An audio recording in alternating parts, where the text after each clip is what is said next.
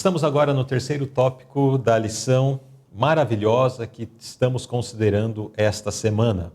E nesse terceiro tópico, vamos considerar o tema Superando obstáculos à bondade fraternal. Então, existem obstáculos para que manifestemos a bondade fraternal, mas esses obstáculos precisam ser superados. E de que forma?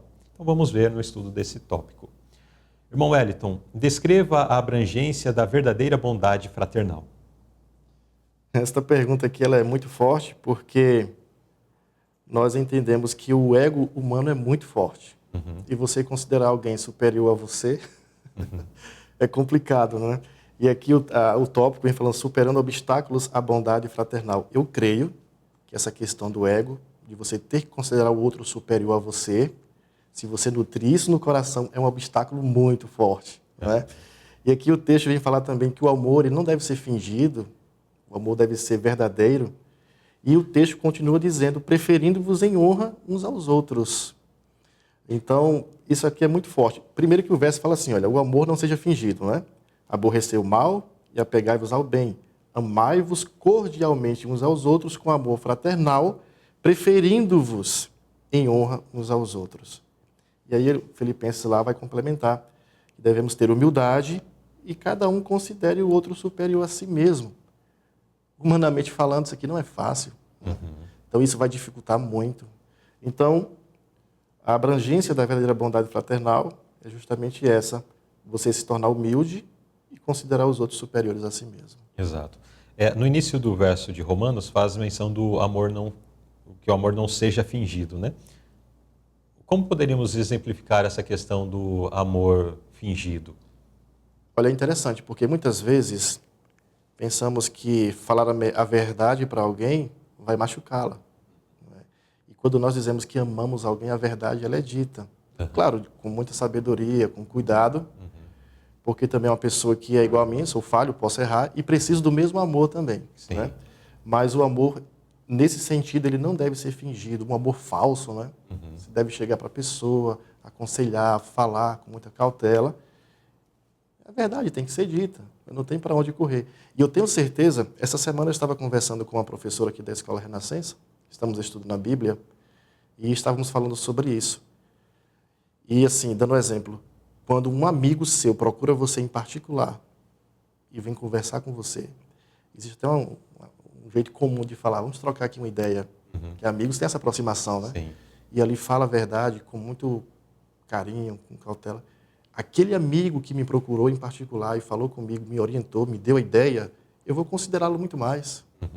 Se eu for inteligente, vou considerá-lo muito mais. Então, eu entendo que esse amor não fingido é dessa forma. Pessoas que passam a mão na cabeça, que ignoram, isso é um amor fingido, não é verdadeiro. O amor verdadeiro, ele cuida de mim, ele fala a verdade. É por isso que é o amor de Deus, né? Fala a verdade para nós. Exatamente. Muito bem, então aí vemos essa abrangência da verdadeira bondade fraternal. Mesmo numa situação dessa, né, mais delicada, eu vou lá, eu quero resgatar essa alma. Exatamente. Inclusive, essa palavra que você falou de resgatar esta alma tem tudo a ver com o finalzinho aqui da nota. Porque, olha, o Espírito de Cristo nos levará a abominar o pecado, ao mesmo tempo em que estamos dispostos a fazer qualquer sacrifício para salvar o pecador. Exatamente. E aqui, qualquer sacrifício, né?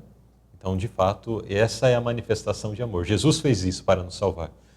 Essa deve ser a mesma prontidão nossa em tentar salvar o pecador. Ouvi o irmão lendo e li e relendo agora, me leva a pensar o quão amplo é isso e a refletir quão pouco tenho feito em relação a isso. Em demonstrar um amor desinteressado, altruísta, em favor da alma que às vezes está próxima de mim, mora, né, próxima de mim ou nas regiões próximas, tenho acesso a elas e talvez tenho negligenciado fazer qualquer sacrifício algum sacrifício. Eu creio que uma das coisas que leva alguém a ter o amor fingido nesse sentido é o medo do sacrifício. Porque às vezes a pessoa tem medo de perder uma amizade. Então Cristo aqui, ele falava a verdade, ele perdeu muitas amizades. Ele perdeu muitas amizades. Então, quando nós pensamos assim, olha, se eu for falar a verdade para aquela pessoa, ela pode ficar magoada, machucada e vai perder ali a amizade, então vai fingir. Está errado, tem que falar a verdade, mesmo que tenha que fazer aí um sacrifício para salvar o pecador. Se ele se arrependeu, como diz a Bíblia, você ganhou um, não é? Mas você fez o seu papel de cristão e amor, mesmo tendo esse sacrifício de ser mal interpretado, muitas vezes, né? Exato. Vamos então para a pergunta B da nossa lição. O que muitas vezes dificulta a bondade fraternal? E como podemos escapar dessa armadilha? Essa pergunta aqui ela é muito interessante também, como as outras. Estamos aprendendo muito com essa lição, né? O texto aqui sugerido do Evangelho conforme narrou Lucas diz assim: o homem bom, do bom tesouro do seu coração, tira o bem. E o homem mau, do mau tesouro do seu coração, tira o mal. Porque da abundância do seu coração fala a boca. Interessante que quando nós guardamos em nosso coração alguma raiz de amargura, então isso dificulta muito de demonstrarmos, de revelarmos o amor fraternal para alguém.